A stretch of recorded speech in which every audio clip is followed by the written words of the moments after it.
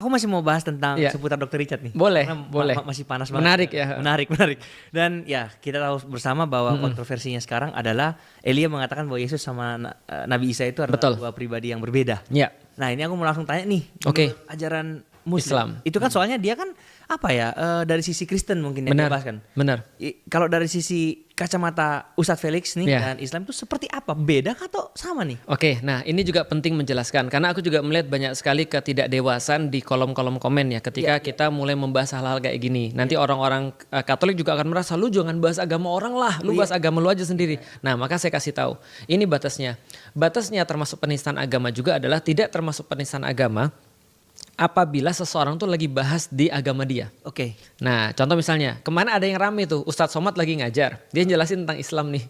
Kalau jelasin tentang Islam, ya orang-orang Islam pasti akan bilang dong, bahwasanya yang masuk surga cuma orang Islam, Ya. kan itu kan ya, cuma Muslim. Tiba-tiba karena ada yang nonton, karena zaman sekarang kan kelas itu bukan fisik ya, tapi kan online ya. Ada yang nonton merasa tersinggung, kalau gitu gue masuk neraka dong. Lah ini kan di dalam Islam yang kita bahas, gitu kan. Nah, maka yang kita kasih disclaimer dulu, saya tuh paling nggak suka membahas agama lain. Oke. Karena itulah saya sering ngobrol sama bapak saya. Bapak saya bilang, Lik kamu jangan sampai ya suka membahas tentang agama lain. Enggak kopi, Felix tuh cuma cerita tentang agama Felix kayak apa. Dan pun kalau ada orang nanya kenapa kamu masuk Islam, maka yang saya ceritakan pengalaman saya. Iya. Yang belum tentu sama dengan pengalaman orang lain. Pengalaman saya dengan agama saya yang lama. Oke, kalau gitu saya cerita sedikit nih. Ustadz, sebelum masuk ceritanya nih, Boleh. aku mau nambahin. Boleh. Sempat juga 2 minggu yang lalu, aku diundang ke sebuah podcast Iya. dan podcast ini memang acara Kristen. Oke. Nah, di situ aku cerita, maksudnya kenapa aku pilih agama Kristen? Iya. Karena memang pengalamanku juga aku Benar, ceritain. benar. Kejadiannya sama mungkin sama Ustaz Somad.